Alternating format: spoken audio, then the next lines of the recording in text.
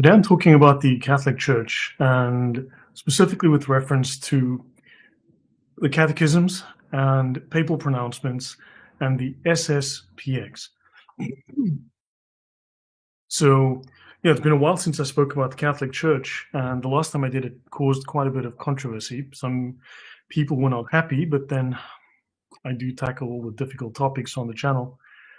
And later this week, I want to talk about Martin Luther again, in that I've found a number of fascinating quotes by my favorite theologian, Martin Luther.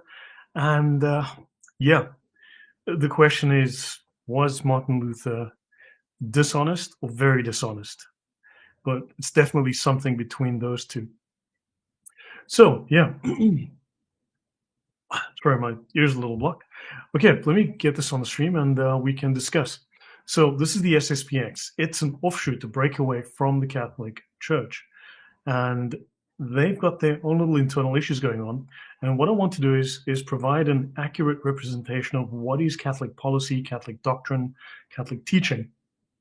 Whenever I read anything by Protestants, Protestant history, it's invariably dishonest. It's invariably misrepresentation. And this is a common thing. When we talk about Islam, we obviously try to be very clear and accurate about what it teaches. Of course, Muslims will deny that, but it's really inexcusable if Protestants misrepresent Catholic Church doctrine, Catholic Church history, and practice, and distort it for their own agenda. So, welcome, guys. Why attack the SSPX? Because the SSPX is, as far as I can determine, teaching very, very false doctrine. So, welcome, Porfirio. Okay, so the parable of the wheat and the tares. Now, this is interesting, just as a background. While men slept, his enemy came and sowed tares among the wheat and went his way. But when the grain had sprouted and produced a crop, then the tares also appeared. So the servants of the owner came and said to him, "Sir, did you not sow good seed in your field? How then does it have tares?" He said to them, "An enemy has done this." The servants said to him, "Do you want us then to go and gather them up?" But he said, "No, lest while you gather up the tares, you also uproot the wheat with them." Really interesting parable. Christ did say that the poor will always be with us. We're never going to solve the problem of poverty. There's always, I guess, a resource shortage, but also some people just aren't that bothered about doing productive work. Now, but this parable tells us that within the church, the field, both true believers, the wheat, and those who sow discord of false doctrine, this would be the tares, the heretics, the impostors, will coexist until the final judgment. You know, hello, Sergeant Grinch. Hi, Catherine. You know, I always get asked this question, and for some reason, I keep having to repeat this. I do this about, I don't know, 5 times a week. I get asked this question, and I have to explain to people whether I've done it in writing or whether I do it on the videos, but I am not Catholic. I am not Eastern Orthodox. What I do try and do is to present accurately the doctrine, the history, the quotations, the discussions within the church from an accurate historical and logical factual perspective. I had James Swan recently try to dismiss me as being, what did he call me? Functionally Catholic. No, I'm functionally logical. I'm functionally Aristotelian. I use the basic laws of logic and I stick to corroborated, verifiable history, as opposed to myths and lies, which seems to be the common lingua franca amongst folks who, yeah, on the Protestant side, as far as I can tell. So, anywho, right. So your heretics, your impostors will coexist with those who are truly Christian, I would assume, then until the final judgment. And the enemy, the devil, introduces the tares. Now the householder, in this case representing God or those in authority, the papacy, in its governing role, advises against immediate forceful removal of the tares, lest the good wheat be uprooted with them.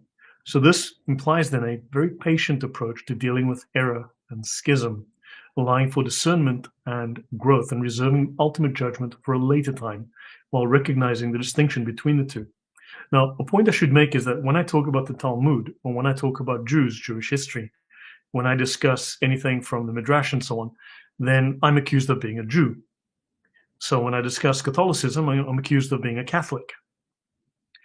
So yeah, I guess that's not an honest way of discourse. It's really just a way to smear someone and dismiss them.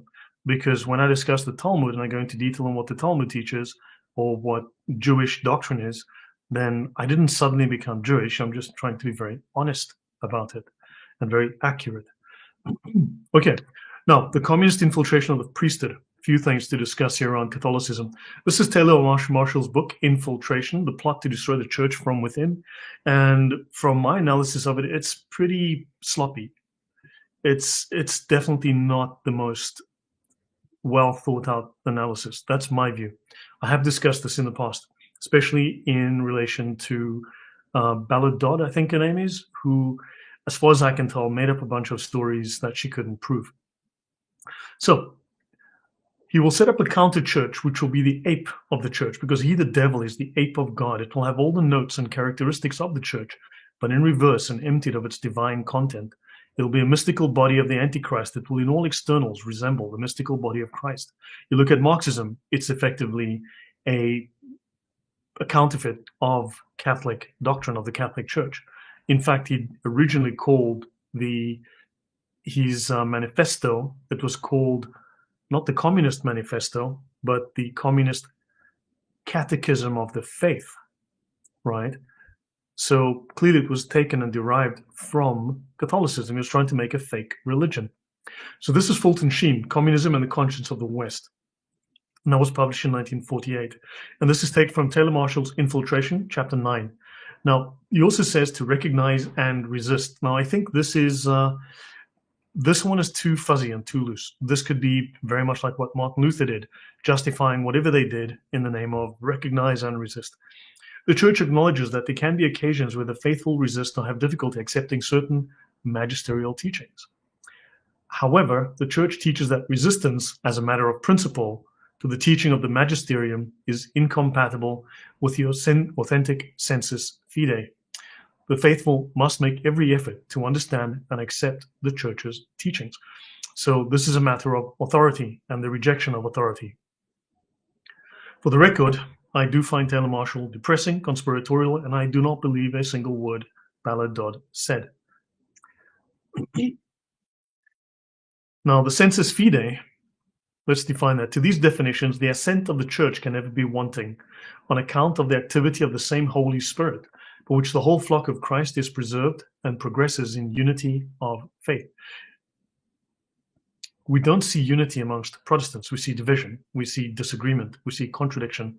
These are all errors, and of course it's not something they want to openly discuss, but clearly these are not always nuanced positions or refinements. These are opposite doctrines. Take a look at Calvinism versus Arminianism. These are opposite teachings on the same topics. There are occasions, however, when the reception of magisterial teaching by the faithful meets with difficulty and resistance, and appropriate action on both sides is required. The faithful must reflect on the teachings that have been given, making every effort to understand and accept. Resistance, as a matter of principle, to the teaching of the magisterium is incompatible with the authentic sensus fidei. The magisterium must reflect on the teaching that has been given and consider whether it needs clarification or reformulation in order to communicate more effectively the essential message. That's from the document Sensus Fidei in the Life of the Church. Now, Vatican II. So I'm going to touch on a whole bunch of topics related to Catholicism here in the Catholic Church. It is ecumenical and binding, whether or not Catholics like it. Porfirio says the issue with the phrase recognize and resist is that it can be interpreted in many ways, one of which can be used in rebellion and disobedience against the law and legitimate commands, and that is exactly right. Thanks, Catherine. Thank God you're functionally logical. I do appreciate that. So, welcome everyone. So, ecumenical councils are the highest level assemblies and are those to which the bishops and others are entitled to vote and are convoked from the whole world under the presidency of the Pope or his legates, and the decrees of which, having received papal confirmation, bind all Christians. So whether they like it or not, Catholics are bound by Vatican II. This is from the Catholic Encyclopedia, Volume 4.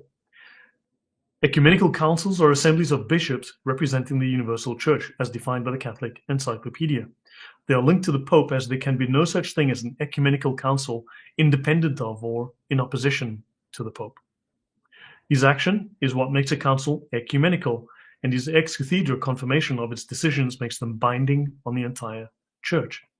Pope John the 23rd explicitly stated that Vatican II's principal purpose was pastoral, to safeguard and present more effectively the sacred deposit of Christian doctrine, rather than to introduce or debate new dogma. Ex cathedra refers to the concept of the Pope as supreme teacher of the Catholic Church, making an infallible, definitive statement on a matter of faith or morals with the authority of his office, ensuring it binds the entire Church to accept it as truth, a process reserved for very rare declarations like the Immaculate Conception. Catherine, is Marshall the Catholic Jonathan Kahn or similar? A Christian rabbi writes about end times. I believe he's a former Anglican priest who became Catholic. And when I listen to him, the guy is always seems to be, I don't know, undermining the papacy, I know Francis certainly put his foot in his mouth as often as he could, but he was always undermining the papacy, always had some sort of dark, depressing thing to say that was very negative. So he's not the most, I don't know, he tends to turn people away from the authority of the Catholic Church. So what is a Catholic? Some key principles. You have to profess the Catholic faith, right? The Catechism states that these fully incorporated into the Catholic Church are those who, possessing the Spirit of Christ, are joined to the Church by the bonds of the profession of faith, the sacraments, ecclesiastical government, and communion.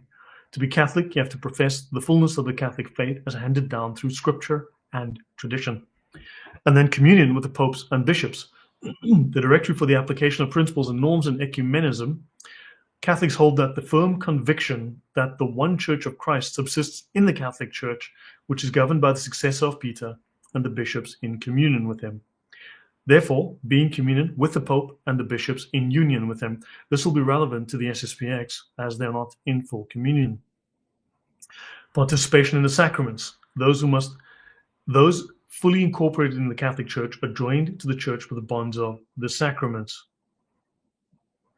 This is true. You cannot be Catholic yet reject Vatican II. It is an ecumenical council. Yes. So you must participate in the sacraments, especially baptism, the Eucharist, and confirmation. This is essential to being Catholic. And then fidelity to apostolic tradition. From the Catechism 248, the criterion that assures unity in the midst of plurality is fidelity to the apostolic tradition, that is, the communion in the faith and in the sacraments received from the apostles. So being Catholic means adhering to the fullness of the faith and sacraments as handed down. So it is not merely allegiance or adherence to a liturgical form like the Catholic Mass. Going to the Catholic Mass doesn't make you Catholic. That's just a liturgical form.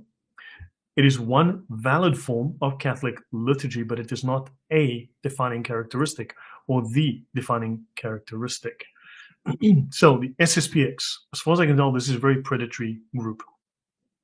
The Church seeks unity with the SSPX, even as SSPX voices brand the Church antichrist, which is exactly the same that Protestants did, to offer true Roman Catholicity to Roman Catholics, often in the very same territories as standard Catholic parishes. Now, this headless network of wandering priests exploits Catholic sacramental life while corroding ecclesial authority and communion. Good intentions don't sanctify disobedience. They simply bring ruin. So Pius XII stated that bishops consecrated without apostolic mandate lack any legitimate jurisdiction, and that their sacramental acts are all illicit, even criminal and sacrilegious. And this is exactly what Archbishop Lefebvre did. Now, Pius XII was a very popular pope. He made it very plain what he thought of Lefebvre and actions like what SSPX is guilty of. Pius XI, 1922, warned of those who profess Catholic doctrine yet refuse the teachings and solemn pronouncements of the Holy See, a warning that includes the SSPX.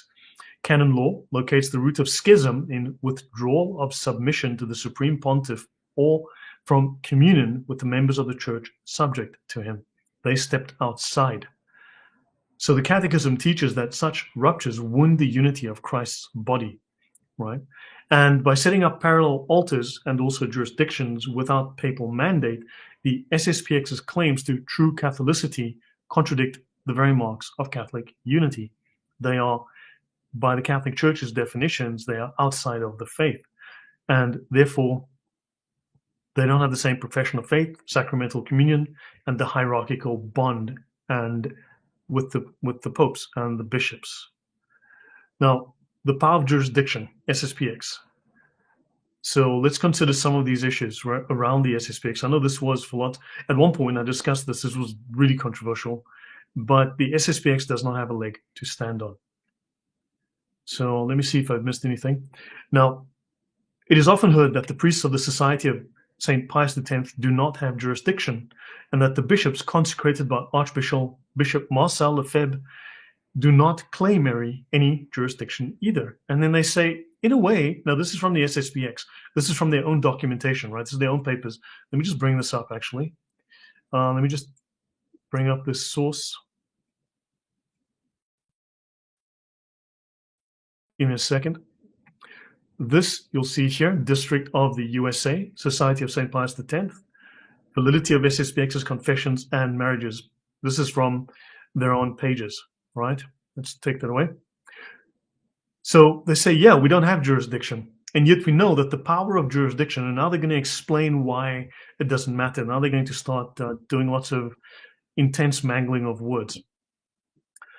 Yet we know that the power of jurisdiction over the penitent is required for the validity of absolutions, which is Canon 872, and that the ordinary canonical form of marriage requires the presence of an authorized priest, Canon 1094. Furthermore, without a canonical mission, which is an act of jurisdiction, a priest is not allowed to preach, Canon 1328.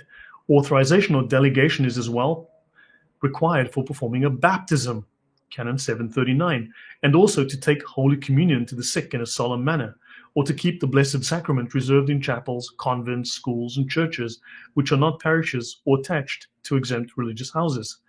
To perform funeral rites, to build a church, faculties are required by the cleric to be a legitimate minister of the sacramentals, Canon 1146.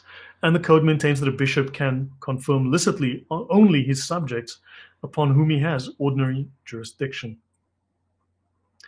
Nevertheless, our bishops confirm worldwide, our priests perform all the sacred actions, and traditional Catholics build churches and chapels where the Eucharistic Lord dwells permanently in his tabernacle. That's a very interesting empty claim.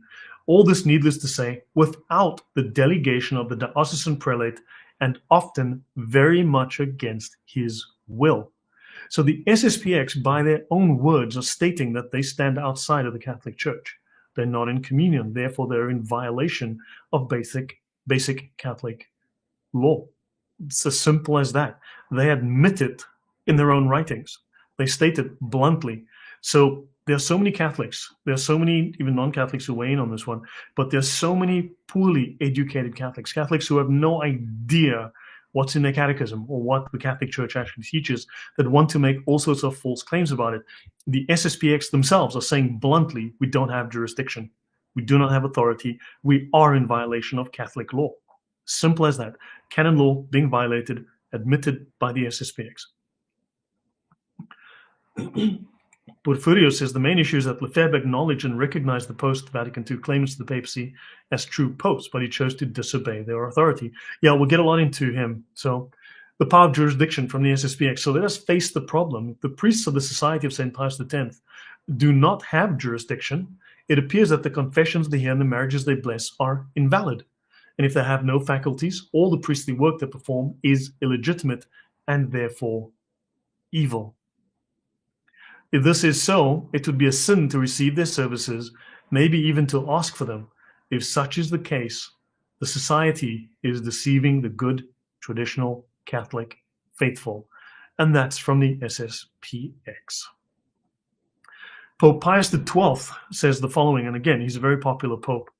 Acts requiring the power of holy orders which are performed by ecclesiastics of this kind, though they are valid, as long as the consecration conferred in them was valid, are yet gravely illicit, that is, criminal and sacrilegious. To such conduct, the warning words of the divine teacher fittingly apply. He who enters not by the door into the sheepfold, but climbs up another way, is a thief and a robber. That's from Ad Apostolorum Principus, paragraph 41, written 1958. So, yeah, I mean, I think Pope Pius XII is pretty clear. We can see that there's a deep conflict here between the SSPX and the papacy, the magisterium of the Catholic Church. They're in conflict. There is no way that you can say that, yes, these guys are 100%, everything is sorted. I've seen all sorts of false claims along that line made, but no, it doesn't stand. So while acts performed by ecclesiastics like the SSPX may be valid due to their valid consecration, they are gravely illicit, that is, criminal and sacrilegious. The Pope cites the words of Christ, "He who climbs up another way is a thief and a robber," to condemn the actions of those who have assumed ecclesiastical office without proper authority. They do not have the sanction of the Pope. These are invalid episcopal elections and consecrations. So, interesting, just a side note here, I'll just briefly touch on communism. This is Ad Apostolorum Principis, encyclical of Pope Pius XII on communism and the church in China. And it says here, "The sheep indeed know the true shepherd's voice, but a stranger they will not follow, but will flee from him, because they do not know the voice of strangers." Now, this is an article that I discovered, Turbulent Priests, Solidarity Groups, Councils, and Theology in Post-Vatican II Germany. Just an interesting side note. The Social Democratic Party of Germany, the SPD, and the leader Kurt Schumacher, has a different name, Karl as well if you look it up, and he famously and polemically called the Catholic Church the fifth occupation force in Germany. And the Protestant theologian Martin Niemöller commented that the Federal Republic of Germany, formerly West Germany, had been conceived in Rome and born in Washington. Interesting that this political party and these people have this, shall we say, demeaning conspiratorial view of their own country, but also obviously within the Catholic Church. The SPD was founded in 1875 from a merger of smaller socialist parties. Yeah, this just gets better and better, and grew rapidly after the lifting of Germany's repressive anti-socialist laws to become the largest socialist party in Western Europe until 1933. Guess which socialist party became larger? You would call them the National Socialists, headed by a guy with a little mustache. And in 1891, it adopted its Marxist-influenced Erfurt program. So yeah, even the SPD doesn't have a very solid historical background, so you might want to think about voting for them. Or think about not voting for them. All right. Ignatius says, the SSPX is almost trying to redefine Catholicism as Latin Mass while throwing out the magisterium. Yes. So, SSPX doctrinal issues. Acceptance of the Second Vatican Council and the post-conciliar magisterium of the popes, Pope Benedict XVI in 2009. The problems now to be addressed are essentially doctrinal in nature and concern the acceptance of the Second Vatican Council and the post-conciliar magisterium of the popes. This is in reference to the SSPX. So I want to bring up all of these things to show people that, look, even the popes are saying, here's what they're saying. We still need to sort out various problems with the SSPX. They reject the teachings and authority of the Second Vatican Council. That means if they are not willing to accept these ecumenical councils, then they're not within the Catholic Church. They're in violation. Pope Benedict XVI notes that the SSPX has some reservations in the area of obedience to his authority. Full communion requires acceptance of the Pope's teaching authority. And relationship between the Church and other religions and cultures, the 2008 address by Pope Benedict indicates that the SSPX had disagreements with the Church's teachings on the relationship between the Catholic Church and other religions, as expressed in documents like Dignitatis Humanae. And of course, I mean, I had someone comment to me today about just the standard polemical line, but Pope Francis said this, or but the Catholic Church did that, but the Pope, it was 99% garbage, propaganda, falsehood, etc., exaggerations, and so on. And I did address that, and actually I've been thinking of doing a talk on exactly those topics. So Catherine says, the poisonous weeds were not cut out of the garden and overgrown the church. The tares won. I mean, no, but you've got to look at it in terms of, if you take the promise in the gospel seriously, the gates that Jesus Christ found his church, the gates of hell will not prevail against it. Now, these are human organizations. They may be divinely inspired, they may be divinely led, but they're still human organizations. They make human errors. Ultimately, they will find their way back to the truth or the way back to the light, but you're going to suffer consequences from people's actions.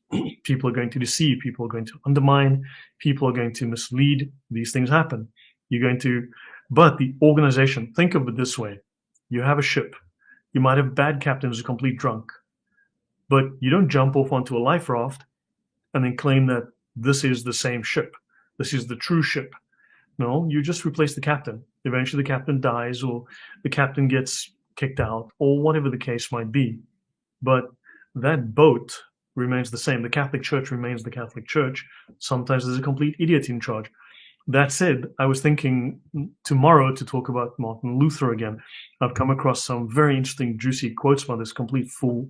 And yeah, let's just say clearly the man has a rather high concept of himself and held himself far above all of the early church fathers.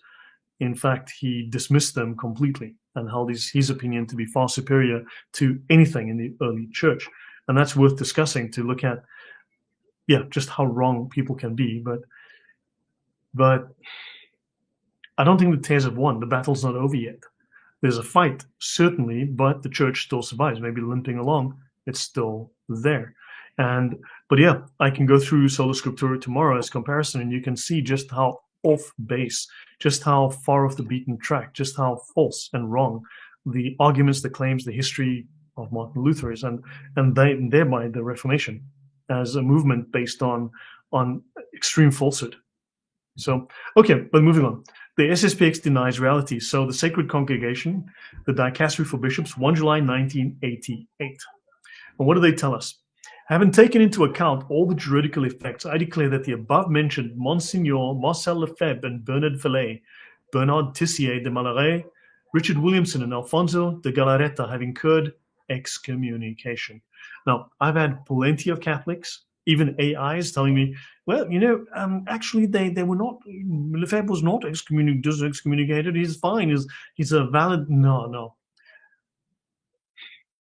The standard narrative is often so widespread that AIs just absorb it as truth and don't actually dig further, don't actually dig deeper. But these priests were all excommunicated, right? This is clear from the statement from the papacy, from the Catholic Church. Now, later on, the 4 priests were reinstated, but not Lefebvre, right? So they incurred ipso facto excommunication reserved to the Apostolic See. The Pope himself excommunicated Lefebvre and the 4 bishops that he instituted, right? Well, that's probably not the right word, but yeah. The priests and the faithful are warned not to support the schism of Monsignor Lefebvre. I've had many Catholics claim there was no schism. There is no state of schism. They're not in schism. Man, it says there right there. Do not support the schism of Monsignor Lefebvre. Otherwise, you too, as a bad Catholic, will incur ipso facto the very grave penalty of excommunication. So welcome, Daniel Król. Dzień dobry. Dobry wieczór. And let me see. Philip, there are more other priests in the total offering, the TLM. Yeah, in total offering, the TLM. Yeah. Well, it's just another form of the liturgy, right? It's a valid form of the liturgy. It's not the definitive factor in what is Catholic. It's just one option, right? Yeah, Paul said wolves would come into the church. It was never going to be smooth sailing, but we were promised the ship would never sink. Correct. Yeah, AIs can be so badly wrong. It's crazy. Porfirio says, just because a cleric celebrates the Latin Mass and wears beautiful vestments does not make them holier or Orthodox or even traditional. Yeah, I mean, you can go to the... actually, let me try and bring up something here. Let me bring up a totally false church started by Aleister Crowley.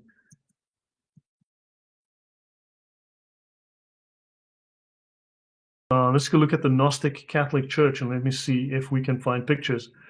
So these are pictures of the Gnostic Catholic Church, right? This is the Gnostic Catholic Church. They're trying to be legitimately Catholic, but they're faking it as well. They're trying to just fake their way through, trying to pretend. So yeah, you get, I mean, if you listen to the services, the Gnostic Catholic Union, if you listen to their services, it's going to take you a while to figure out they're not actually Christian. It's going to take you a while. Once you listen to their sermons, you go like something's weird, but I can't define it. It takes about 5 minutes to figure it out, at least. Okay, now, there is no dispute that the episcopal consecrations took place without a pontifical mandate. So these consecrations of these 4 bishops that Lefebvre consecrated took place without a mandate from the Pope. It was in violation of the Pope's direct wishes. Yeah, Father Aleister Crowley, exactly. He started the Gnostic Catholic Church. Everybody wants to copy the Catholic Church. Everybody wants to be the Catholic Church, right? So there is no dispute that the episcopal consecrations took place without a mandate from the Pope. It is without the Pope's permission, and indeed against his wishes. Canon 1382 states that a bishop who consecrates another without a papal mandate incurs excommunication. For the Catholics out there who don't understand their own church canon law, please just read what's on the screen and understand it. These are very simple words, okay? This is coming from the Catholic Church. Lefebvre was excommunicated, period, done. There's not even a discussion. And the priest who allows himself to be consecrated a bishop incurs it as well. Excommunication is of 2 types, latae sentiente and ferende sentiente. The first type is often called automatic. So they were automatically given excommunication. And the delinquent incurs it by simply committing the offense specified in the law. So, and this is from Schism and Monsignor Lefebvre. Actually, hold on, let me just get to the link here. Let me just bring it up.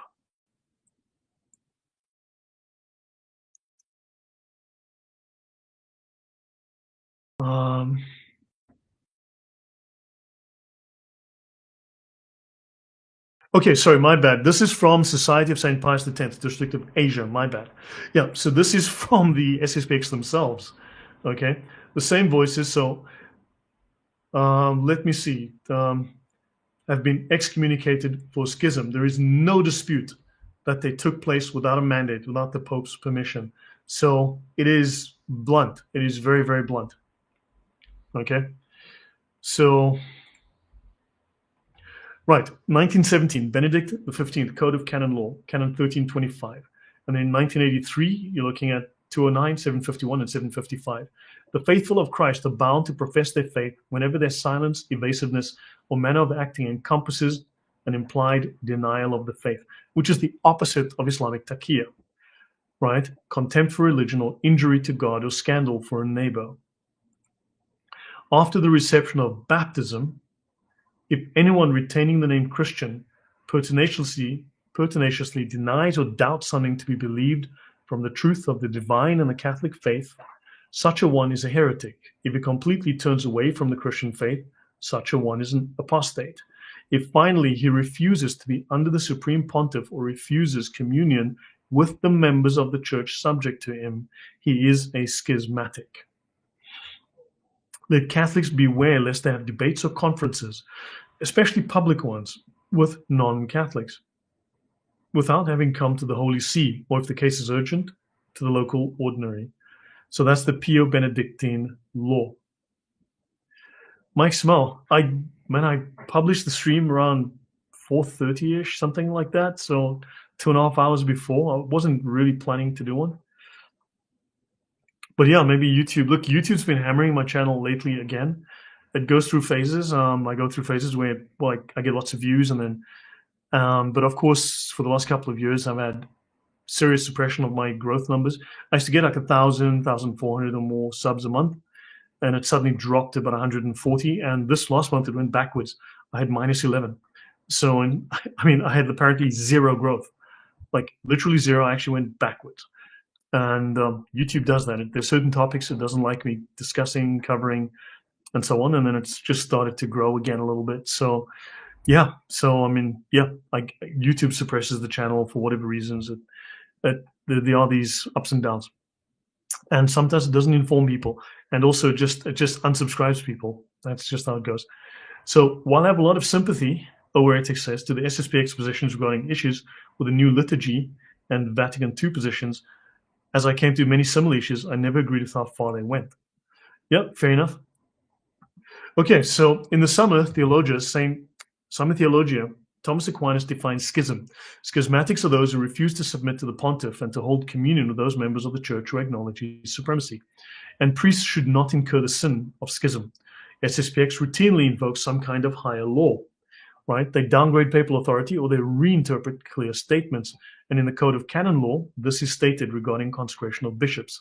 Canon 1382 states that a bishop who consecrates someone as a bishop without a pontifical mandate and the person receives it, both incur automatic excommunication. So he's not only schismatic, Lefebvre, not only schismatic, but also then was excommunicated. The canon establishes that the consecration of a bishop requires specific mandate or authorization from the Pope, which he did not have, and that this I've covered in the past, and I will again. So consecrating a bishop without this mandate results in the consecrating bishop and those being consecrated excommunicated, which can only be lifted by the Pope. The purpose of this canon is to uphold the authority of the Pope over the appointment of bishops, which is an important aspect of the Church's hierarchical structure and the Pope's role as supreme pastor of the universal Church. That's the Code of Canon Law, 1382, and that's the link here, Vatican VA Archive Code Juris Canonic CSE Index in.html. Okay, talking about Islam is highly forbidden nowadays. Yeah, there is that. I mean, so yeah, but seriously, the last couple of months, my channel took my channel took a beating. Honestly, YouTube just insane. I mean, I was just losing subscribers like crazy. You can just see YouTube deleting them. I can refresh the page and boop, you can see a few more gone. Refresh the page a few minutes later, more. You just see the subs went backwards. Crazy stuff. So, Pope Paul VI, the consistory on May 24, 1976. On the one hand, here are those who, under the pretext of greater fidelity to the Church and magisterium, systematically reject the teachings of the Council itself, its application and the resulting reforms, its gradual application by the Apostolic See, and of the episcopal conferences under our authority willed by Christ. Discredit is discredited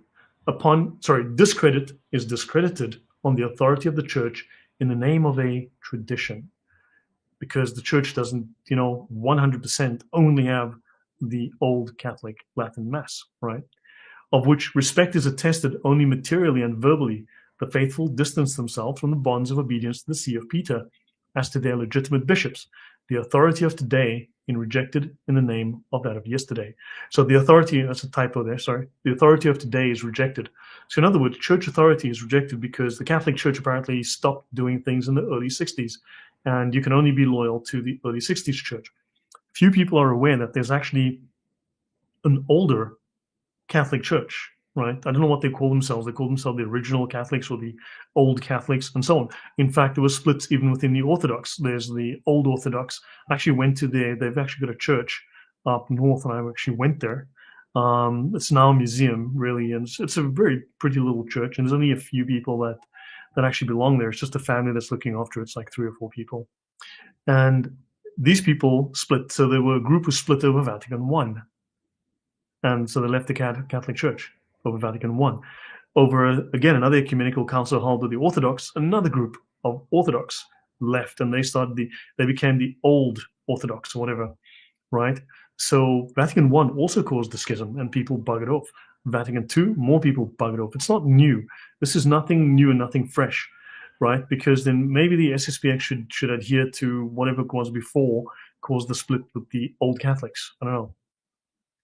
And the fact is all the more serious, since the opposition we are talking about is not only encouraged by priests, but headed by a bishop. However, always venerated by us, Monsignor Marcel Lefebvre. It is so painful to notice it, but how can we not see in his attitude, whatever the intentions of these people may be, they placed themselves outside of obedience and communion with the successor of Peter, and therefore the Church. You've got Pope Paul VI stating bluntly, Lefebvre is outside of communion with the Church and the Pope. That's why I covered in the beginning what it requires to be a Catholic. According to Catholic canon, he is no longer Catholic. Lefebvre is outside of the Church. He's schismatic, he is excommunicated, and he's outside of communion. Since this, unfortunately, is the logical consequence, that is when argued that it is preferable to disobey It is better to disobey on the pretext of keeping one's faith intact.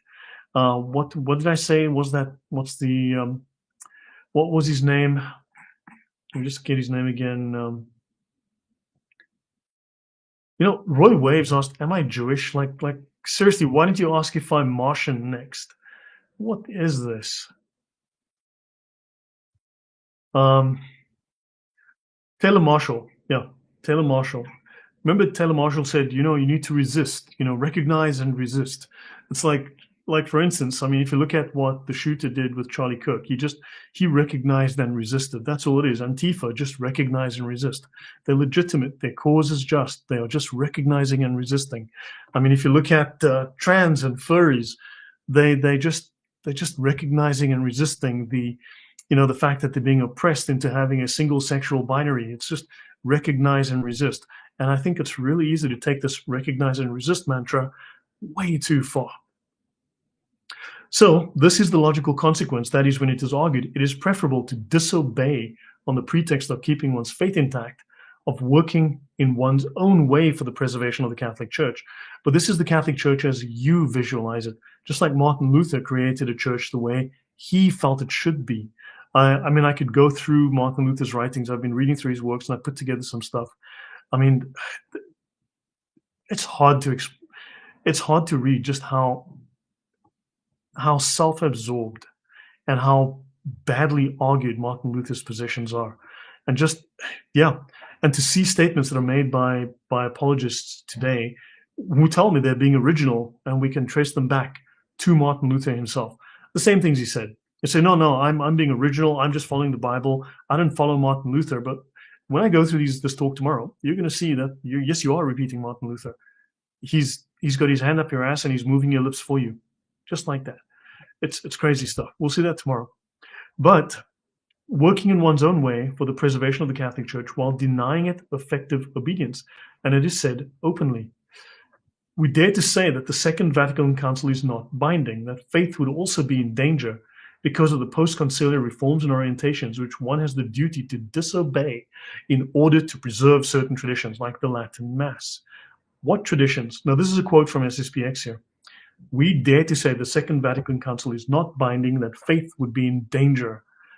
That's what Martin Luther used to say, very similar to the kind of things he said. And yeah, what I've heard Catholics themselves say. And of course, Lefebvre was excommunicated. So where do Catholics stand on this? If you take the same position, you are running the same gauntlet. What traditions? It is this group and not the Pope, not the Episcopal College, not the Ecumenical Council that establishes which of the innumerable traditions must be considered as a norm of faith. Johnny Average doesn't make that decision. It doesn't fall to him. So let me see. When you quote this higher law, because it's in Code of Canon Law, what higher law? Not certain which higher law we're speaking of. Let me see. Micah says, Saint Optatus of Malevis against the Donatists, specifically Book 2. I'm not familiar with that. Sorry, missing the context. People have schismed away from the church after almost each council, I think, like the Arians at Nicaea, for example, the First Ecumenical Council. Yeah. Nicole says, thank you for covering this. A rival of mine goes to solely SSPX masses and believes the Catholic Church is the anti-church. He calls himself a realist. This is laughable.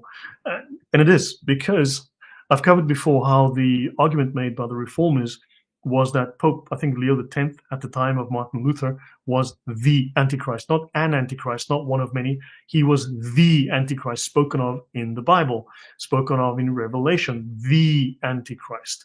And he was going to bring the end times, and Revelation was never happened. There's been about 160 popes since then, and nothing's happened. So, yeah, so I think a prophecy or claim that is false 160 times it's just a lie that someone needs to stop. The problem is that this claim of being the Antichrist, or being the anti-church, or being the Church of Satan, etc., this is actually literally written into various Protestant confessions, like Westminster, Augsburg. It's written in those confessions that the Pope is the Antichrist. So therefore, the Catholic Church is the church who's going to bring the end times, the church of evil.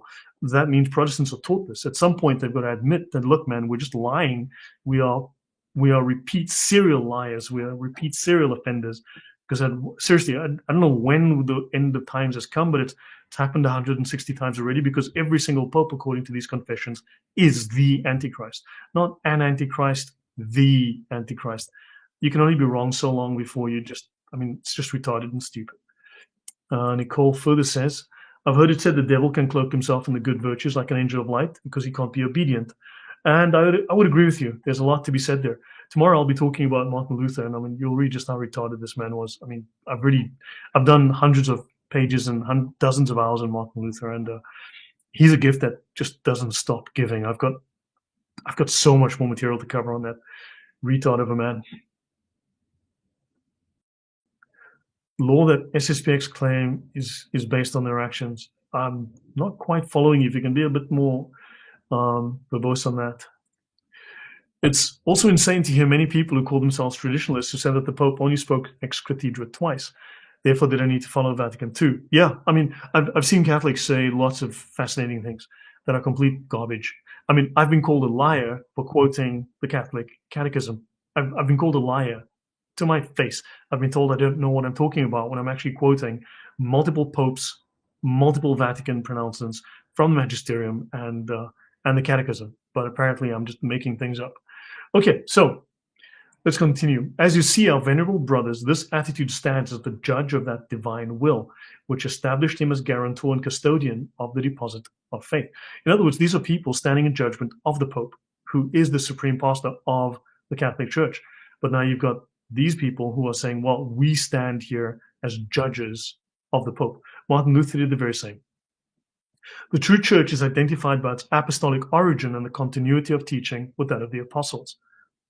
The Catechism of the Council of Trent states that the true church can be recognized by its origin, which can be traced back to the apostles, and its doctrine being the same as that taught from the time of the apostles. Of course, I have covered extensively how for 200 years, Protestants were unable to prove any kind of apostolicity within their denominations. And eventually they just gave up because they either fabricated claims or they traced their way to heretics and well-known Gnostics. We're talking explicitly anti-Christian Gnostics. And these all fizzled out in the 11th, 12th century. And they could not. And eventually they stopped in the 19th century, 18th, 19th century. They changed their argument to say, but we're biblical. They couldn't prove any kind of apostolic lineage. So the claim was, but we're biblical. So, yeah, they can't agree, they contradict, but biblical. The Catholic Encyclopedia on Apostolicity explains that the Church is called apostolic because it was founded by Christ upon the apostles, and the apostolicity of doctrine and mission is necessary for the true Church. So, apostolicity of doctrine and mission, guided by their successors, the Pope and the College of Bishops. Let's look at Pius XII. Only the Pope confirms bishops. A vicar of Christ cannot be the Antichrist. If you acknowledge the man who sits on the throne of Peter as the representative of Christ, you can't say he's the son of perdition. Yeah, that's also true. And that is very true, Joel. They did keep turning to heretics of old. That's a simple fact. Yeah, it's an undeniable fact there. Okay, now, the Council of Trent declared, if anyone saith that bishops who have neither been rightly ordained nor sent by ecclesiastical and canonical power but come from elsewhere, are lawful ministers of the word and of the sacraments, let him be anathema. I think that's pretty blunt. So the SSPX's jurisdiction is invalid. Pius XII teaches that bishops without canonical missions have no authority to even teach in the church, much less administer the sacraments or exercise powers of governance. Granted this exception, it follows that bishops who have been neither named nor confirmed by the Pope, but who, on the contrary, have been elected and consecrated in defiance of its express orders. And we will come to sections where the Pope bluntly, in letters written back and forth with Lefebvre, they've said, you have done this in defiance. I've already covered some of that, but you've done this in defiance. And the SSPX, yeah, we did. And what are you going to do about it? And the Pope says, so therefore they are outside of the church. They've violated those norms, right? Those who have been elected nor consecrated in defiance of its express orders enjoy no powers of teaching or of jurisdiction, since jurisdiction passes to bishops only through the Roman pontiff, as we admonished in the encyclical letter Mystici Corporis. Pius XII then says, Acts requiring the power of holy orders which are performed by ecclesiastics of this kind, although they are valid as long as the consecration confirmed on them was valid, are yet gravely illicit, that is, criminal and sacrilegious. To such conduct, the warning, I already covered that, you're a thief and a robber, you've climbed in through the window through a different way, right? There's necessity for clergy to have canonical mission. It is not simply a matter of ecclesiastical law, but of divine law. The SSPX, in its own words, is not above divine law. It too is bound to obey it. But these are men that are prideful. The SSPX rejects the divine law, which clergy to be sent by ecclesiastical and canonical power. They are outside the church, therefore they are outside of the apostolic lineage. Therefore, what they do is not valid in the correct sense. Pope Paul VI says to Lefebvre, a single bishop without a canonical mission does not have the faculty of deciding in general what the rule of faith is or of determining what tradition is. He then tells me, in practice, you are claiming that you alone are the judge of what tradition embraces. In other words, yeah, but only the Latin Mass is valid and anything else is not. And Pope Paul VI is saying, sorry, buddy, but that's not the case. You say that you are subject to the church and faithful to tradition by the sole fact that you obey certain norms of the past that were decreed by the predecessor of him to whom God has today conferred the powers given to Peter. That is to say, on this point also, the concept of tradition which you invoke is distorted. So he's saying, but hold on, you want to hold to one tradition but reject other traditions. I am the new Pope. And of course, I will cover it later, but there are many Catholics that go, but hold on, but when something has been said, it cannot be undone by another Pope. And yeah, apparently, again, these Catholics need to sit down and do a little bit of reading of history and maybe a little bit of canon law and so on, and understand that the Pope is empowered to do these things. But that was written October 11, 1976. One thing I can say, SSPX, when you watch their videos, those guys are excellent. They speak really well. They're fantastic with their rhetoric, and the whole PR is superb. I mean, they're excellent.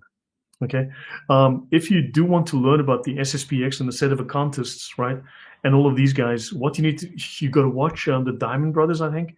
These are the Sedevacantist guys and the SSPX guys.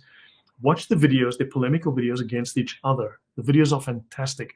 The way they highlight the errors, the flaws, the historical stuff. I mean, it is fantastic how they show the errors. But of course, neither of them sees their own errors. Neither wants to acknowledge their own errors. But the videos of these two warring camps is fantastic in how they highlight each flaw and each individual problem. Really well laid out. Note, it is not necessary for a schismatic to deny that the Pope has authority over him. Schism is the refusal of submission to the Roman pontiff. A person who refuses to submit to the authority of the Pope while believing him to possess authority in the matter of dispute is a schismatic. So the SSPX are not Sedevacantists, if I recall, not correctly so. But then again, some of them may well be. It's a bit of a gray area possibly, right? But technically, they were not Sedevacantists. They just didn't submit, right? If his refusal of submission constitutes an attack on the unity of the church, it is this matter of an attack on the unity of the church which is the real key to the idea of schism. If one looks at schismatics throughout the history of the church, one finds that they may not have the direct intention of breaking with the church. What they want to do is see the church come to their point of view. And we can go to Martin Luther and any number of reformers. They want the church to do what they say, to follow what they believe is right? And in this case, these people want the church to do what they believe to represent Catholic tradition. If you look at the Jansenists and the old Roman Catholics, what is indeed at issue is the question which must be truly called fundamental, of your clearly proclaimed refusal to recognize in its whole the authority of the Second Vatican Council and that of the Pope. This refusal is accompanied by an action that is oriented towards propagating and organizing what must indeed, unfortunately, be called a rebellion. That's the letter of Pope Paul VI to Archbishop Lefebvre, 11th October 1976. Let me just bring this up here. So you can go to the Holy See. That's the website here, vatican.va, and you can go to all of these letters and you can look up all of these things. So I have to do some reading through that. But yeah, you can go to the Holy See, Pope Paul VI, Vatican.va. You can look that up. So, any questions or thoughts so far? I mean, I think we're seeing that here. I haven't gone into huge depth on all of what the SSPX has to say, but I'm presenting this as the Catholic position. These are documents. There's plenty to do and see here. One says, Canon 1752, canonical equities to be observed in the salvation of souls, which must always be the supreme law in the church, to be kept before one's eyes. Okay. If only the Pope can confirm bishops, does that mean that bishops in the Orthodox churches are invalid, or is it only for the SSPX? I mean, the SSPX claims still to be Catholic, right? The Orthodox Church has a different moniker, a different title, Orthodox, but do they still claim to be Catholic? I know, for instance, I covered Javier Perdomo the other day, and he's Lutherans, and I mean, apparently they called themselves back in the day evangelical Catholics, right? That is apparently the title that he spoke about recently. And they claim to be the original Catholics. And of course, the Orthodox claim to be the original Catholics, the original church, and that the Catholics split from them. And it's all sorts of bending over backwards and twisting of facts. But that means that if one accepts the Catholic point of view that one has to be in communion with the Pope as part of the apostolic lineage, then anyone outside of that apostolic lineage, which is everyone is not Catholic, is not necessarily valid, right? There's an issue there. There's an error there, at the very least, that should be thought of. Let me just go through these questions. Conociendo el Islam, shalom, I'm late and miss some parts. What do I miss? The beginning, but you can always go back, play it at 1.75 speed and listen, or 1.5. That's what I do. Let me see what I've missed. Porfirio said, the bishops of the SSPX and Orthodox are valid, but they are illicit. Yes, the consecration was valid. The consecration is properly and correctly done, but what they're doing is illicit, because while they went through the actions correctly, it's like, imagine you steal milk, eggs, sugar and stuff from a store, and then you go make a cake, right? The cake you made is valid. It's a good cake. It's perfectly good cake, but it's illicit because it's stolen goods. You stole it. So while it's a good cake, it's correctly made, it's illicit. It's stolen goods. Yeah, there's a bit of a difference there, distinction. SSPX is not outside the church now. Removed excommunication, and Francis gave them right to make confessions. I did say that at the very beginning. I raised that point at the very beginning, that the 4 bishops had their excommunication lifted, but not Lefebvre. Lefebvre is still excommunicated. His was not removed. Byron Noib says the liturgy with Protestant Jewish input through Vatican II was heavily stripped. George removed exorcism, prayers, and baptism. Many changes were made, modern infiltration. Look, first of all, I don't know. That's a lot of claims, and I'm not here to discuss Vatican II at length. I actually have a presentation I've been working on Vatican II. But first of all, the claims that people constantly make, I watch a lot of Protestant stuff on the Catholic Church, and then I go back and do the research. I go and check. It's 99% lies, propaganda, distortions, misrepresentations, and I'm not going to take anything at face value. Ballard Dodd was lying through her teeth, as far as I can tell. I'm just making stuff up. There was another communist, former communist who left, who with Bishop Sheen came back into the Catholic Church. And Ballard Dodd and this guy did not agree on anything. Apparently they had screaming matches, or at least a screaming match in disagreement. Ballard Dodd provided exactly 0 proof of any of her claims. I mean, 0, nothing, nada, nothing at all.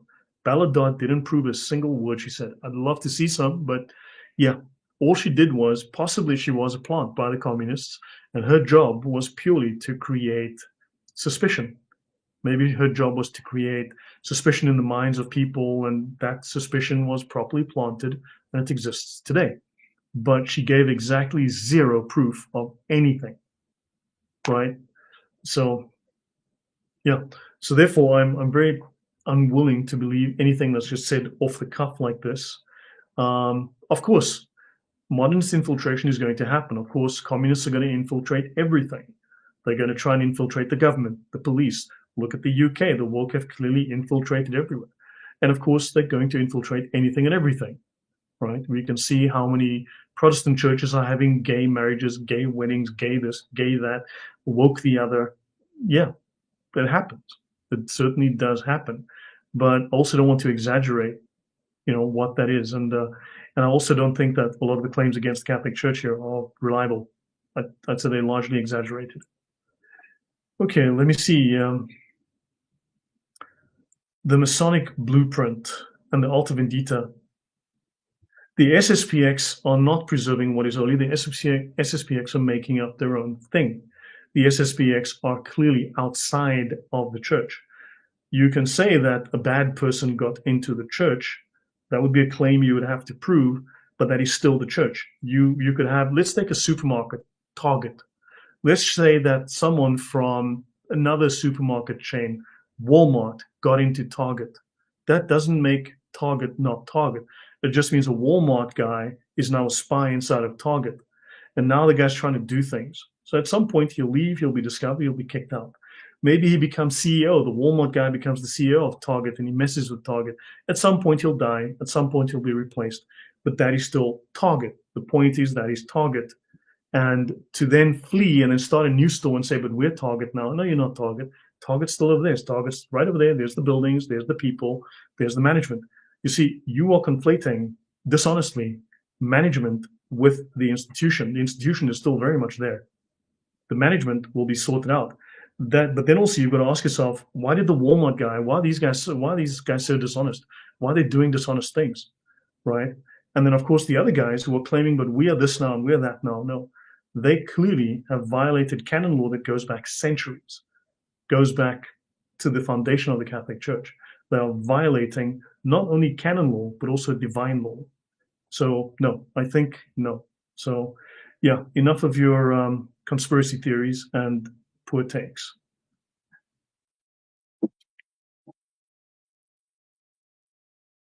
So yeah, or says they see themselves as the true universal church and the Romans the one that split. Yeah, I've listened very carefully. I've looked at the history of the Orthodox. I don't buy a word of it, not a word. So, okay, so Byron, you clearly, I know you're going to claim that you're Catholic, but you are clearly ignorant, an ignorant Catholic. You're one of those ignorant Catholics I was discussing earlier. What Vatican II did is 100% legitimate. It's 100% legitimate council. You are a schismatic. So these are extremely well-studied claims. No, these are extremely fallacious claims made by ignorant people. So the Ottaviani, now I was going to raise that in the future, but this is something that I said, people are going to say, well, no, but what popes do can be undone, blah, blah. Nonsense. Nonsense. There are too many poorly educated Catholics, badly educated Catholics. You are marking yourselves as one. So that's all you are. So enough of your conspiracy theorizing, enough of your nonsense. This is all very clear. Martin Luther lied through his teeth about the Catholic Church. The SSPX lie through their teeth.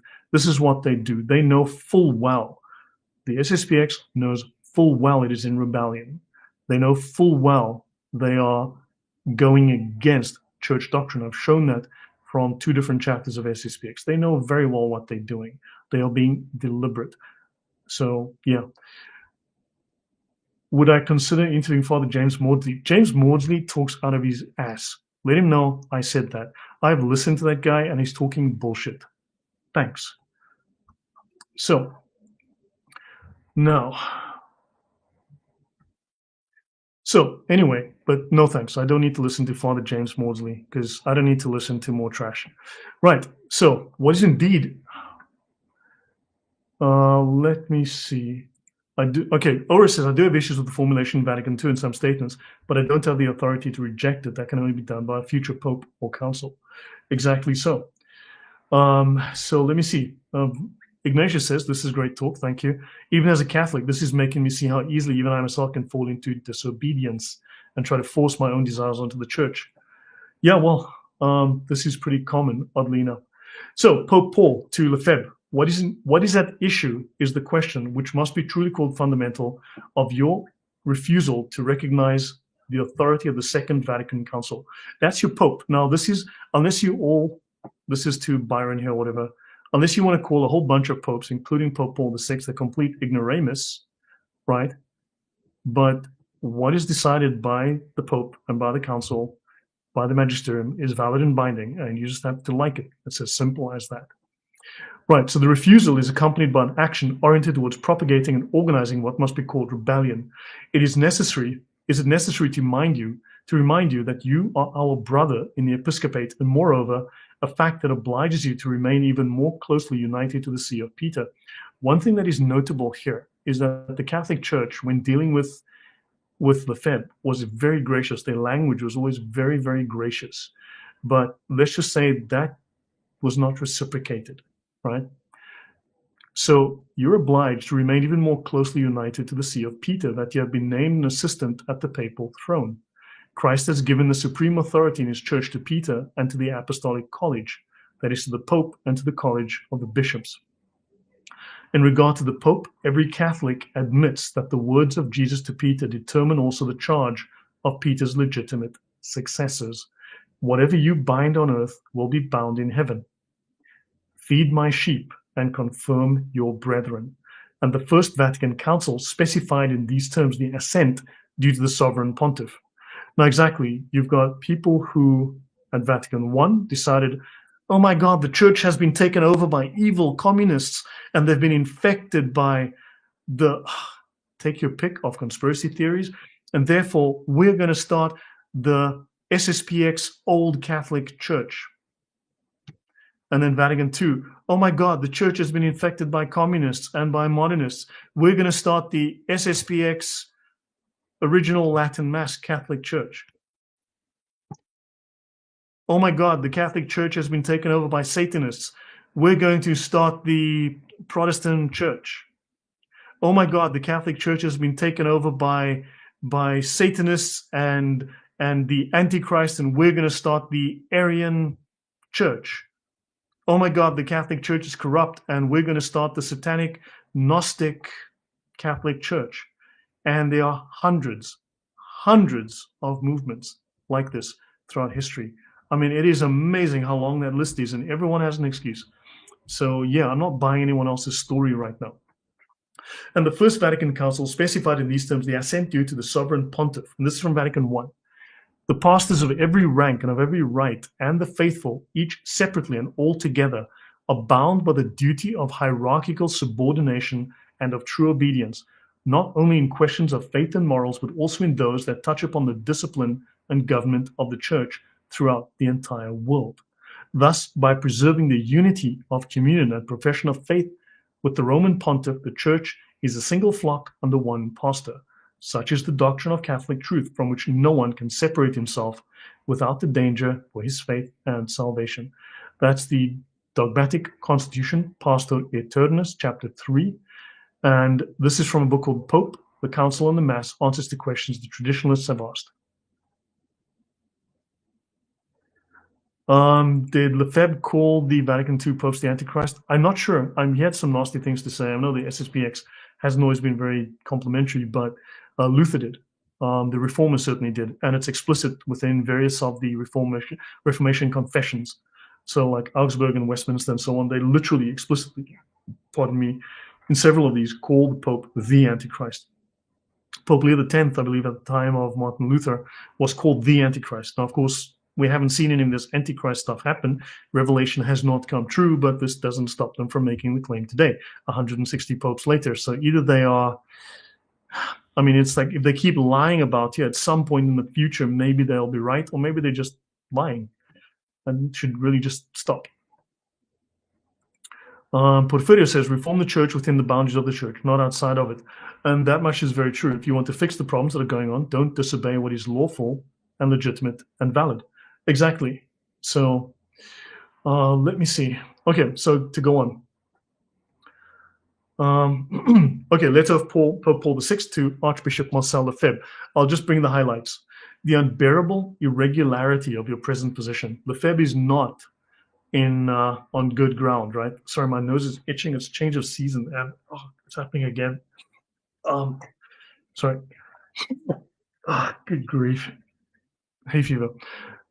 He speaks of the unbearable irregularity of a present position. It is not in accordance with truth and justice. It arrogates itself the right to declare that our apostolic ministry departs from the rule of the faith. Of course, so did Byron, or whatever his name was earlier. He also, Byron Noy, he's also claiming, Byron Noyd, right? He's also claiming that, that he can cast judgment and he can go against papal decree, but whatever. And to judge as unacceptable the teachings of an ecumenical council celebrated according to perfect observance of ecclesiastical norms. These are extremely serious accusations. Your position is not according to the gospel and according to the faith. To persist in this path would be a grave damage to your sacred person and to those who would follow you as a guide in disobedience to canon laws. Have the humility, brother, and the courage to break the illogical chain that makes you alien and hostile to the church. Hopefully just from that little bit, okay, you'll find that the church, the Catholic Church and the popes were really graceful towards the SSPX. They were really careful in their language and really open and humble. And of course, this is rarely reciprocated. Even you can see with Martin Luther, right? You'll find that the man was extremely venomous, hateful, and that's putting it mildly. So let me see. No, the SSPX, you probably find individuals in SSPX to do so with more general antichrist. No, the SSPX did not. Yeah, there may be individuals. Yeah, true. A statement by an individual, like for instance, you take a look at the whole indulgences myth, that, shall we say, the overblown indulgences story, the pretext that is used for the starting of the Reformation, right? That's a financial issue. Indulgence abuses by Tetzel. The thing is, that's one guy. That is not necessarily a widespread issue. It's one guy. You've got one guy that always comes up. Yeah, this guy's doing abuses. Okay, so he is, and there's always going to be some guy stealing out of the cash register. And does that mean that that's the norm at the company? Does that mean that that's the standard practice, or did you just catch one guy doing it? So imagine you have one guy that's doing indulgences, and you say, well, to fix this problem of one guy taking money, what we need to do is we need to chop several books out of the Bible. We've got to get rid of all the sacraments. We've got to demote all the church fathers. We've got to get rid of the bishops. We've got to get rid of we just got to make me in charge of the church, and then we've also got to strip all iconography. I thought you had a financial problem, but no. See, so what happens is these are just pretexts that are used to impose their vision, their view of the church, and this does happen a lot. Let me continue here. I believe SSPX position is recognize and resist. They recognize the Pope, but where's the logic? Yeah, well, it's pride. It's their own pride. And declared by the congregation 1 July, at the same time declared as of today's date, the decree issued. The text is of the lifting. Yes, von Nobody, I've actually covered this at length in the past. This is not the very first time I've discussed the whole issue of the SSPX and the Catholic position. This particular slide deck is over 100 slides. And this is not the only one I have. I've actually covered this in the past as well. I've actually done this at length. And yes, I know all of this. I've actually covered this at length. Lefebvre's excommunication was not lifted. Was not. Deal with it. Okay? Now, moving on. This means Lefebvre is not excommunicated. No, only the 4 bishops. Now, von Nobody, I don't know if you are being deliberate or if you are simply just being hasty and not doing your homework correctly. The 4 bishops had their excommunication lifted, not Lefebvre. Now, let me know if you simply have failed to do the necessary homework, or if you are sloppy, or if you are lying, okay? Failed to do homework, sloppy, lying. Pick one, let me know in the chat, okay? Something else I've heard is that an exorcist said that demons don't care if you're a heretic or defender of orthodoxy, as long as they can make your soul fall away from the faith. Yeah, that would seem accurate. Silver says, sorry, Lord, forgive me. I want to watch it, but I have the Charlie Kirk memorial on. Thanks. No worries. I understand that, Silver. No worries. Okay, but did you see the report that Catholic, there's the one Catholic magazine, Charlie Kirk was actually did a service at a particular Catholic church, and then he stated, there's a report that he actually said to a Catholic priest or something. I haven't read the report. I just saw the headlines and a couple of comments on it. So I haven't, but he said he was this close to becoming Catholic to someone to a priest, I believe. So even Charlie Kirk. Now, I know Charlie Kirk at one point, I believe, said some things about the Pope and about Catholic doctrine that was just wrong. I mean, the guy was very smart, clearly, really capable guy, very, very intelligent, very well read, extremely well spoken. But on that issue, I mean, he was factually wrong when he spoke about that, assuming that the quote that I read was actually said by him. But yeah, because there's lots of things said and so on. But on that point, when he spoke of that, he was completely and utterly wrong. And yeah, unfortunately, we can't correct him now on that point. But yeah, even someone as capable as he can fail to do homework and just follow the narrative. But anyway, there's a possibility that he may well have become Catholic. So, Oeretics, the Lord is correct. The liftings for the other bishops, not Lefebvre. For nobody. Yeah, so for nobody, let me know. Failed to do your homework, you were sloppy, or you're just trying to deceive us. Okay. No man is right all the time. Yeah, exactly. We all make mistakes. We all misspeak. We all say things badly, phrase things badly, make a typo. Yes, it happens. Obviously, you don't want to try and make it a habit or consistent, but yeah, we all, I mean, all of us are going to say something out of, that's not fully correct at some point, or just outright wrong. Schismatic dissenters. So I don't want to go too long, another 15 minutes at most. Based on Catholic doctrine, the SSPX are schismatics or dissenters within the church. I will cover more detail, but I rewrote my whole SSPX Catholic Church thing from the ground up because I wanted to, I don't know, just lay these foundations. I just felt, okay, so the SSPX are schismatics and dissenters. The key points are, we need to take away, they reject church authority. So schism involves rebelling against the bishop of the diocese and not submitting to the Pope or to be in communion with the members of the church subject to him. Schismatics obstinately rejects a teaching that the Roman Pontiff or the College of Bishops exercising the authentic magisterium have set forth to be held definitively. That's where the SSPX are. They put personal opinion over the magisterium. Martin Luther became his own pope. He became the head of his church with nothing to stop him, right? That's incredible pride. So the references condemn the tendency to regard a judgment as having all the more validity to the extent that it proceeds from the individual relying upon his own powers.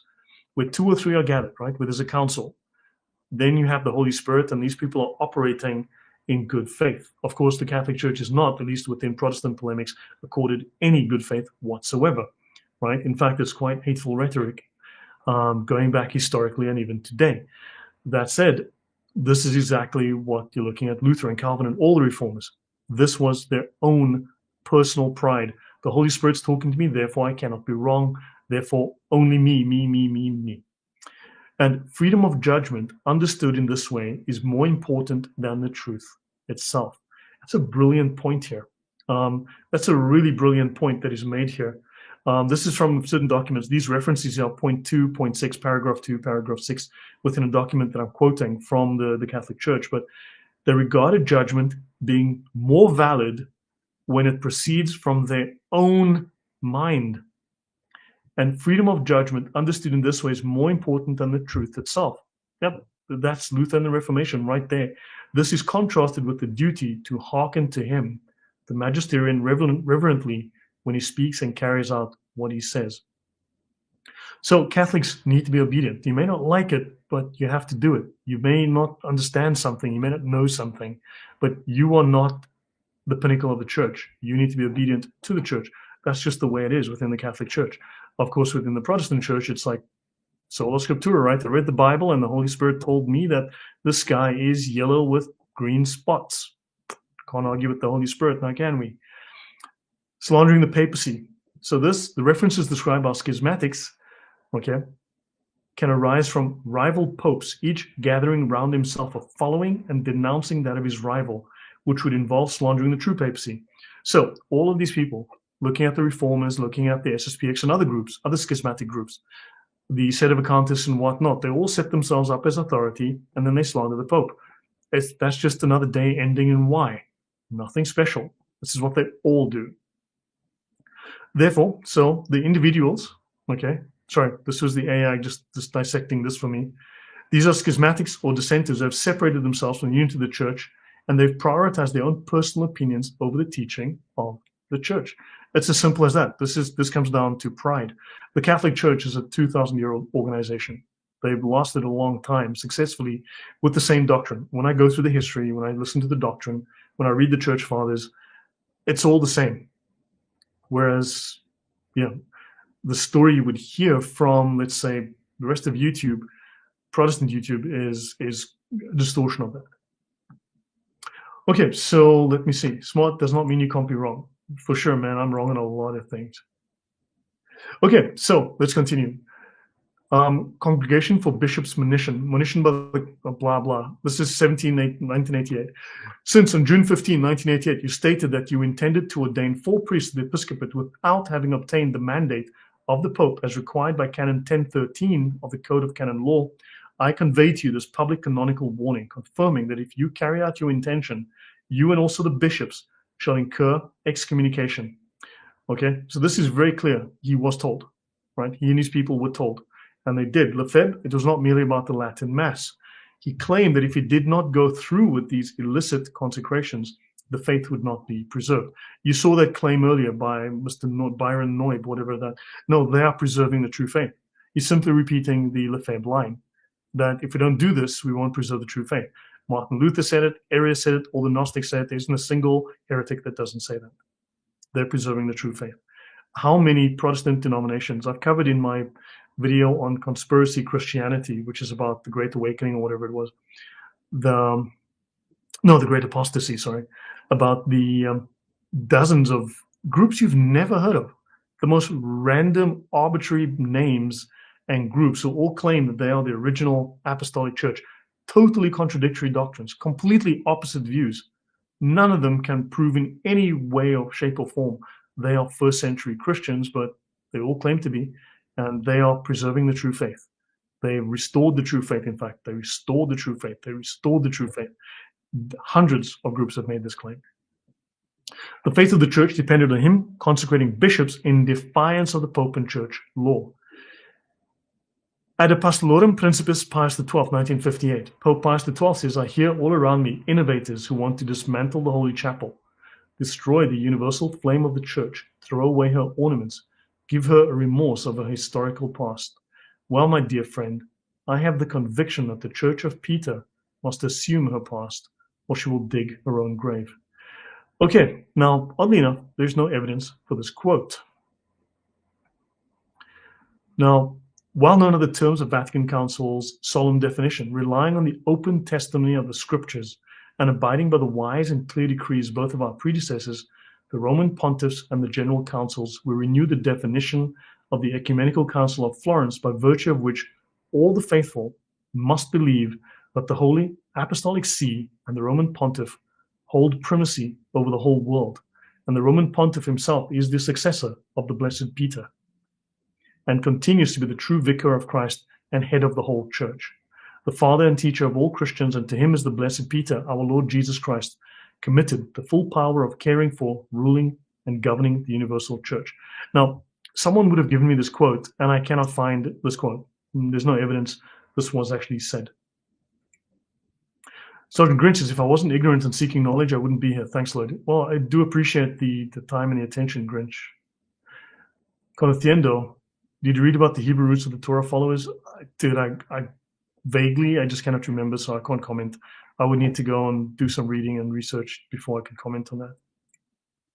Yeah, so, but that's from Pope Pius XII. Okay, so yeah, are we making sense so far? So I'll finish on page 25 here. I think that's a good place to stop.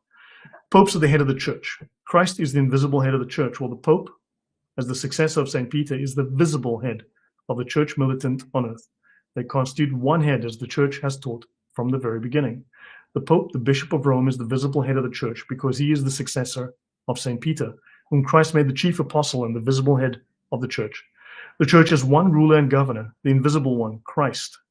Now notice this stands in very stark contrast to Protestant claims that the Pope and the councils, the magisteriums, have stood over Christ. They've imposed themselves over the Bible. Now, of course, that is a claim that Martin Luther made, and it is based upon this statement by St. Augustine, that St. Augustine would not believe the gospel except that he was moved to do so by the authority of the Catholic Church. It is through the authority of the Church, because he believes in the Church, and the Church told him the gospel is true, therefore he believed the gospel. Otherwise, he would not believe that those books are the true inspired works of God, or books written by men about God. So the idea is that, sorry, I lost my thread there. I've lost my thread there, but anyway, Augustine believes that the Church is foundational. The claim is that the Church has tried to impose itself over and above, that the Pope imposes himself over and above Jesus and the Bible.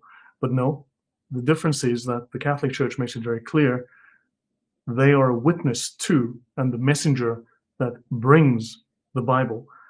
Also, the oral traditions were written down and recorded. That's the Bible. But there are certain traditions that are not fully recorded, as we know from the Church Fathers. I've covered that. So there's an attempt, a very strong effort to invert and distort that reality. But the Catholic Church does make very simple, very easily understood claims, right? There's the invisible head of the Church and the visible head of the Church. And it doesn't claim that it stands over the Bible or above the Bible. No, it says, this is the word of God, and we are simply the messenger spreading that word of God. And of course, the whole reform movement is to shoot the messenger and impose a new one. The visible head of the Pope is necessary to establish and preserve the unity of the Church as taught by the fathers of the Church. Just as Peter was made the head of the Apostolic College and the foundation upon which the Church is built, so the successor to Peter, the Roman Pontiff, is the visible head of the College of Bishops and the entire people of God. Of course, the claim that there's an invisible Church, that's also another fake claim that also died out because they couldn't prove it. And it does come back, of course. There are people who still stand on these old myths and ideas. The Pope, as the Vicar of Christ, is the perpetual, visible source and foundation of the unity of the Church with full, supreme, immediate, and universal power. Christ and his Vicar, the Pope, constitute one only head of the Church, as taught by Pope Boniface VIII and his successors. So any claims to the contrary do not depict the Catholic Church's teachings, and to say otherwise is anathema. Right, I think this is not from Trent. Let me just figure out where this is from. Sorry, let me just try and get to the original quote. Page 25. Let me just see where I got that from. Catechism of the Christian Doctrine, that's the Baltimore Catechism. And then the Catechism of the Council of Trent. And the Compendium of the Catholic Catechism, as well as Mystici Corporis Christi. So that's a compendium of different statements made through these. Okay, so where am I? So hopefully this has made a little bit of sense. I'm well aware that many of these things, obviously there's lots of people on different sides of it. Some of them have done very poor history, done very poor reading, will make all sorts of claims. These claims need evidence to back them up. There needs to be solid history. There needs to be logic.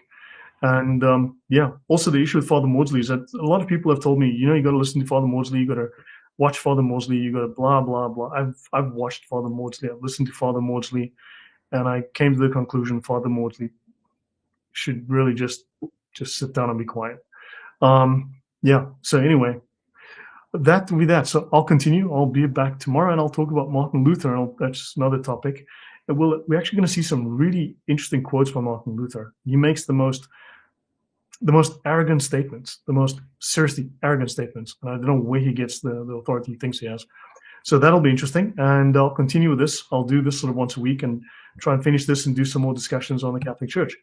So I'll end it here tonight. And thank you very much for your time. And I'll see you guys soon. Take care. God bless.